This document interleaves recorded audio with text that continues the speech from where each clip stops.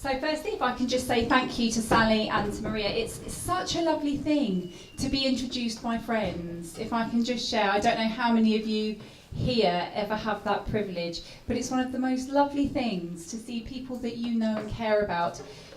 First of all, introduce you, but more importantly, share a little bit about themselves. And one of the things about Maria's story and the little bit of a share that she gave there was it took me back to something that I heard Russell Brand say. And I don't know how many of you are Russell Brand fans. I love him. But one of the things that I saw him say in an interview was every single person in this room has a story that makes him cry. And I think that's true of all of us. Every single one of you in this room will have a story that will touch our hearts and make us be amazed at how incredible the human spirit is, and be in awe of how profound individuals can be. And I was just taken back to that, hearing what Maria had said. And I just want to just really celebrate the fact that we're in this space, surrounded by amazing people. And as I look forward to hearing the other talks tonight, and I already have an inkling what some of the titles are, so I'm really excited to hear what they are, I'm going to share something that I've come across on my journey through the years. Now, I'm going to talk about a book I've written, which is this one. It's called Nature's Medicine Code. I'm going to talk a bit about a theory that I've come up with around health and around medicine. But I'm also going to talk about some really practical ideas and tips that you can take away with you. And I hope to add in one or two surprises in there. But before I do that, I'm just going to build a little bit on what Maria shared right at the beginning when she talked about my background. So I was, at the age of 14, choosing my GCSEs, and I wanted to be a pilot. That was my big dream. I wanted to fly airplanes. And this was back in the day before email, and I'd already been wearing glasses for 6 years. I was 8 when I started wearing them. And I had heard somewhere through the grapevine that you had to have 20/20 vision. So, using snail mail, because that's all we had, my 14-year-old self wrote a letter to British Airways and asked and said, it's now becoming possible to have surgery to correct vision. It was new back then. If I had surgery, would you let me train as a pilot? Nowadays, the answer would be yes. But in those days, it was untested. They wrote back and said no. And I was like, well, that's the end of that then. I won't be a pilot. So I made my GCSE choices based on my other love, which was medicine. And in particular, I was fascinated by what substances do in the body. I was particularly interested in pharmacy. I got myself a Saturday job. I was 14, and I spent 7 years working Saturdays and holidays in pharmacies.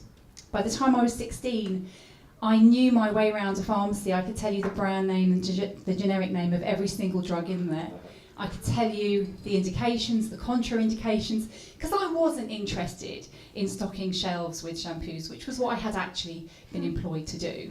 I just kept sneaking in sideways with a little kind of crab walk into the dispensary, hoping that the pharmacist wouldn't kick me out back onto the shop floor. And he loved the passion that I had and the interest that I had, and he nurtured it. Now, an amazing and interesting thing happened at university when I went to study pharmacy there, in that I didn't pass my exams. Now, the first time, that made sense, because I was in Manchester in the days of the Hacienda. I partied very hard. Showed up to lectures just to sleep. But I worked really hard for my resits. And I had my first ever huge panic attack in one of those resits. And that was the end of it. I had to resit the whole year. And it was so weird because as I turned the paper over, I could see all the questions I'd been preparing for. It was my paper. It was the perfect paper for me. So it was really weird that I fell asleep. I think I was so tired. I'd been working so hard. And I woke up 20 minutes later and went, oh, I won't get it all finished on time. And boom went the panic attack. So I then don't know exactly what happened as I was resitting my studies, but I found that actually my heart wasn't completely in it. And I couldn't quite work out what my next steps were. And I still wanted to be a pharmacist, but somehow, for some reason, even though I did knuckle down, and I didn't party quite so hard, just a little bit less, I didn't pass those exams either. And I had the brightness to do it, but it wasn't going to be. So I went into psychology and thought that was it. And then the most interesting thing happened in that I graduated, started working as a trainer for wonderful reasons, and found myself fascinated by the map of the feet that we see that reflexologists study. I'd never had a treatment, thought it was fascinating, wanted to know more. The professional course was only a teeny bit more expensive than the introductory course, so I just thought, to use Sally's phrase, fuck it. I might as well sign up for the whole thing, and if I don't like it, I don't feel like I'm going to lose out. And in the second week, we learned about the spine. And the spine, in reflexology in the feet, is found on the insides of the feet. It's a bone that runs, I can't really show you, but it runs along there. And it looks exactly like the spine in the body. The curvature and the shape is exactly the same. And we were taught by applying a gentle pressure to feel the individual little bones that make up the vertebrae in the spine. And through the feet, I was able to identify someone's scoliosis. It was the moment when I just thought, oh my God, everything I thought about medicine is exactly ha ha ha. There's more, there's something else. There's so much more. And since then I've been through the rabbit warren, or the rabbit hole, and learned all sorts of different techniques, healing techniques, energy techniques, and found myself working in Neal's yard here in Brighton about 7 years ago. And then the most amazing series of understandings fell into place for me. It then took me 7 years to have the courage to put them all down on paper, which I did, and I published this earlier this year. And I'm going to share with you what I came to understand. Ooh. Now, in order to do so, I'm going to have to, and I'm really sorry about this, share a little bit of mathematics. Yay! Now, some of you might be going, oh God, not maths. I promise, this is what I think is the most beautiful maths in the whole of the universe, the most beautiful maths in the whole of life. And it's actually quite simple. We're going to begin with an Italian teacher called Fibonacci. Hands up if you've heard of Fibonacci and the Fibonacci sequence. Perfect. Okay. So, the Fibonacci sequence is a sequence of numbers, and they work like this. You start with 1, and you basically move on to another one, and then you add 2 numbers together to get the next number in the sequence. So 1 plus 1 is 2, 2 plus 1 is 3, 2 plus 3 is 5, 3 plus 5 is 8, 5 plus 8 is 13, and so on. Now, something really interesting happens when you take one number in the Fibonacci sequence and you divide it by the number before it. So 13 divided by 8, or 8 divided by 5, you come up with a number, and it's this. 1.618. It's also known as phi. So that beautiful symbol there, that's the symbol phi. And this is a really important number in nature.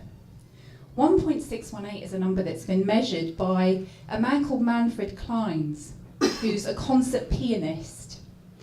And he was so interested in science and emotion, he wanted to find a way of measuring emotions scientifically. And he found that when you measure love, the frequency you get is 1.618. Now, this becomes really significant when we apply it in this way. Now, if you imagine a piece of graph paper, and I'm going to draw a really scrappy version of a piece of graph paper.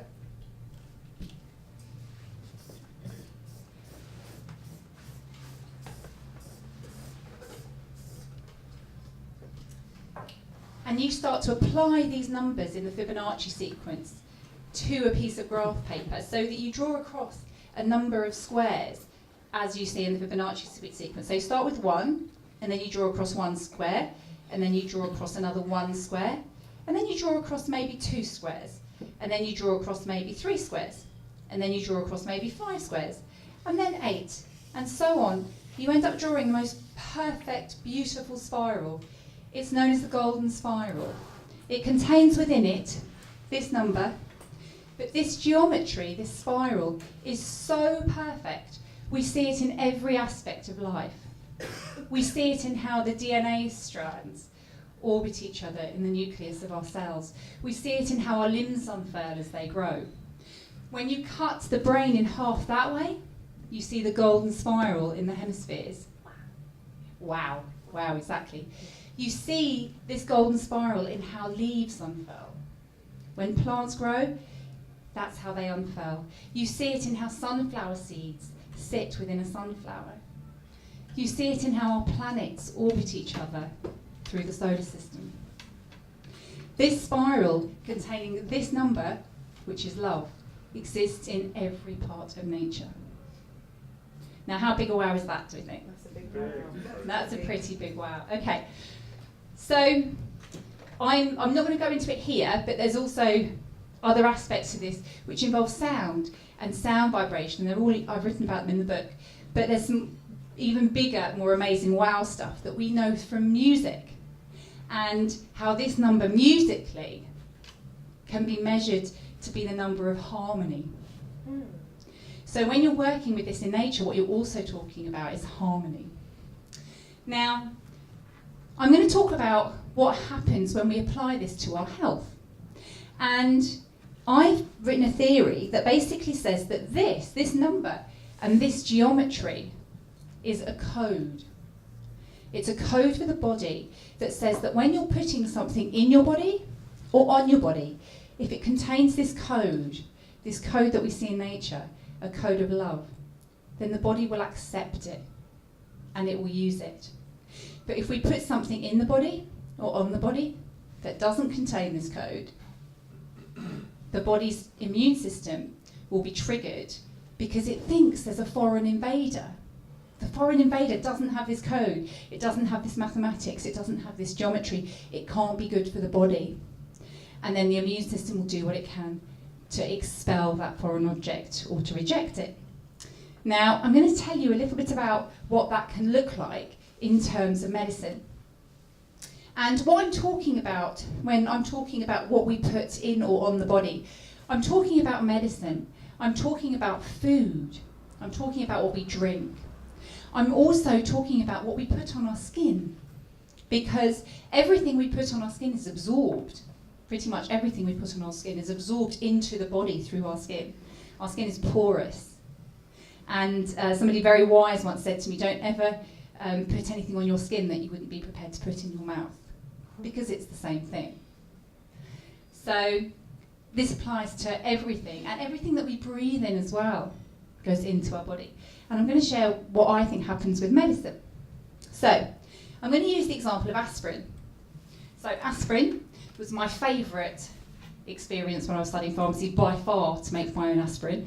That was a real high for me. Aspirin is actually, it's one, as with all pharmaceutical drugs, it's a replicated chemical. It's one chemical that's replicated and put into a tablet. Now, usually every pharmaceutical drug comes from a plant. There's usually some plant source somewhere down the line. So when you look at a plant usually has maybe 100 different plant chemicals working together. Now, if you take, there's a herb called meadowsweet. Now, meadowsweet contains, as one of its many, many plant chemicals, salicylic acid, which is the precursor for aspirin. And so you can use meadowsweet as you would use aspirin for pain relief. You can use it as an antipyretic to bring down temperatures and fevers. You can use it as an anti-inflammatory. But when you take aspirin, the most common side effect is having a stomach ulcer if it's taken over a long period of time. The main reason that you would prescribe meadowsweet in the first place is to treat stomach ulcers. So what you have when you're looking at all those plant chemicals working together is you have a complete medicine.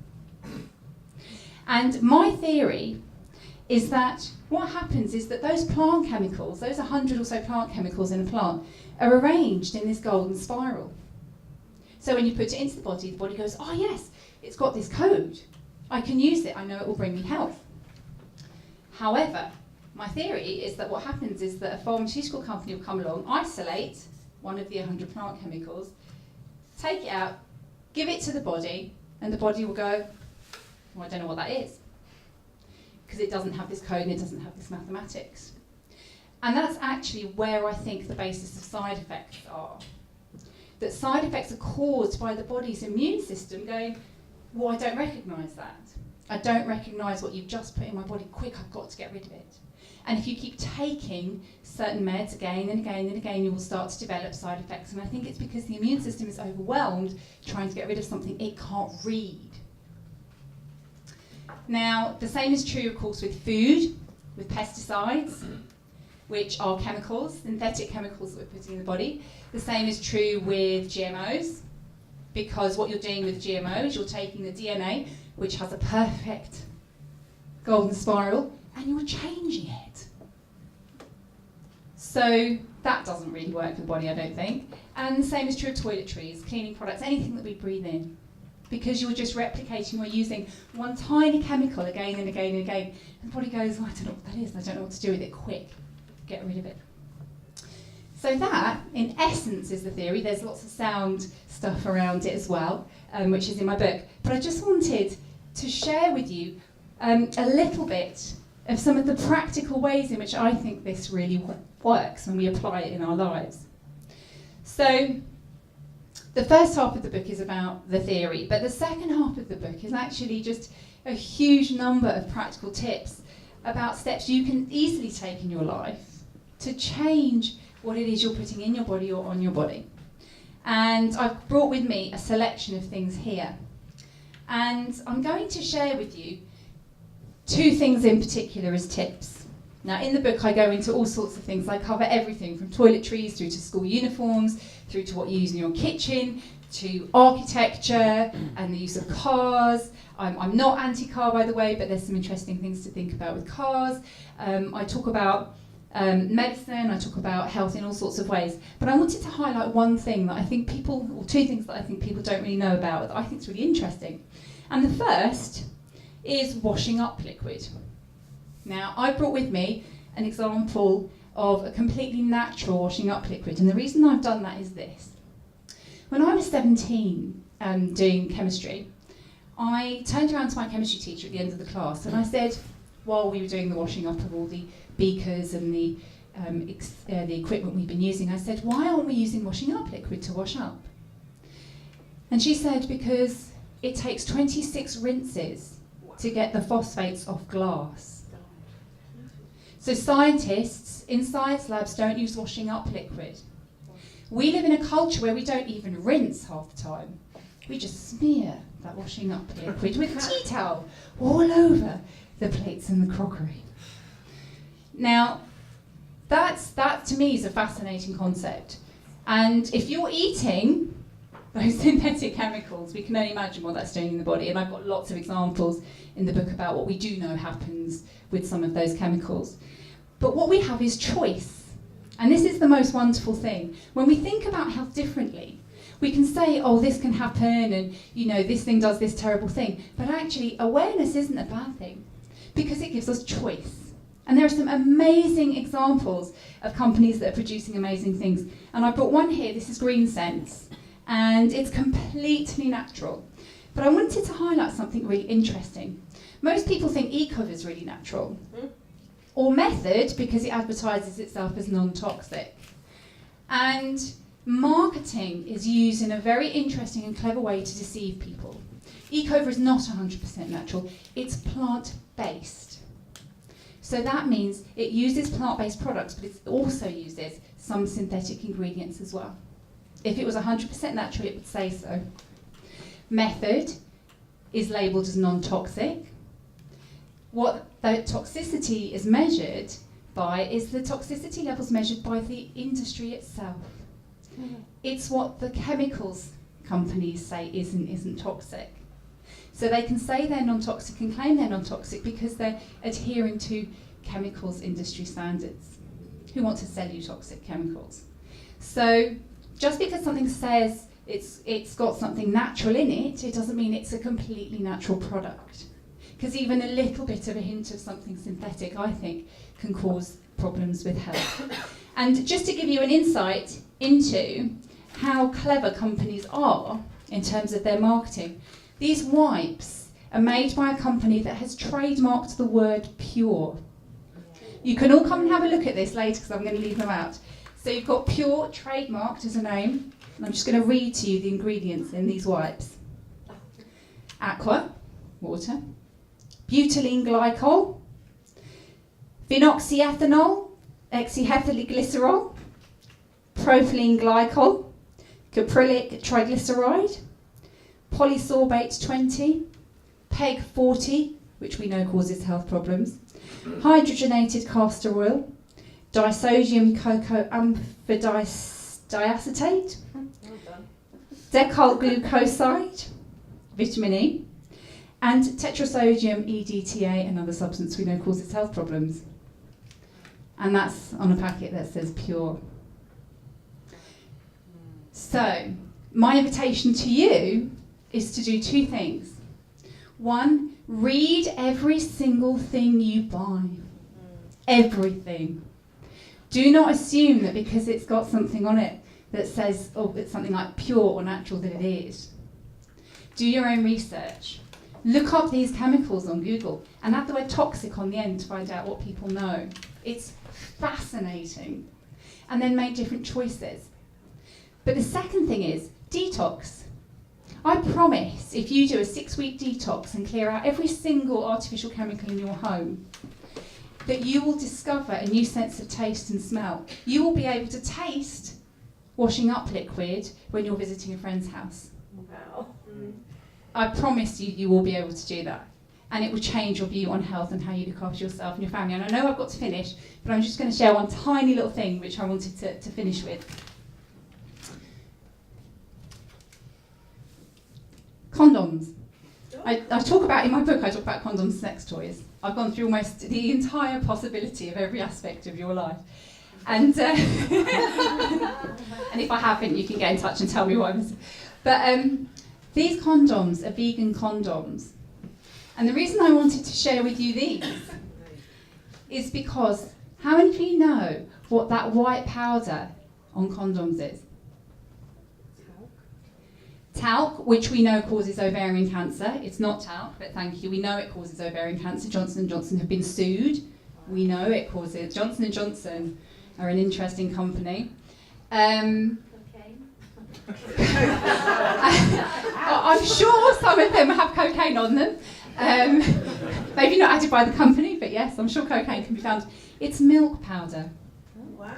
And as I put in the book, how many of you want that in your frou-frou, ladies?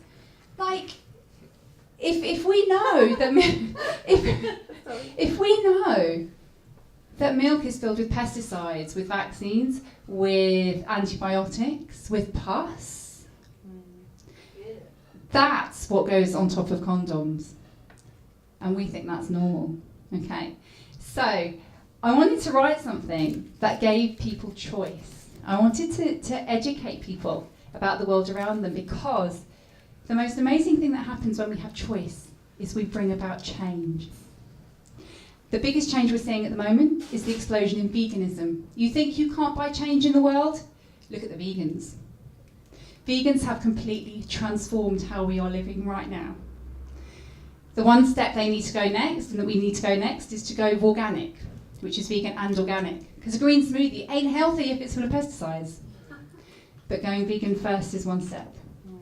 And the last thing I'm going to finish, just because it's topical and I'm so sorry, is palm oil. The other reason we need to start reading ingredients, and this isn't in the book because it's only becoming really topical now, is the orangutans. And if you start to read the ingredients, there's some really interesting lists going around Facebook, which we love, and other sites, which are listing all the different ways palm oil is cited in shampoos, in food. because it won't just say palm oil. It will say all sorts of different things. Shampoos will say things like sodium palmitate. And the best thing we can do, I think, to help change our world is to change our shopping habits. It's to buy the change. It's not enough to be the change. We need to buy the change and vote with our money. And I think orangutans really deserve that from us right now. But that, in essence, is my book. That's my theory. That's where we're going. Tell us how much it is and how we can buy it. Thank you. And I've got some copies here. They are $10.99 or 2 for $20 tonight. If you want to give any as a gift, start buying early Christmas presents. And come and speak to me afterwards if you want to find out more. I've brought a selection of samples of things here that you can check out. I've been a nerd. I've done it on your behalf. Yeah. I'm happy to share what I know.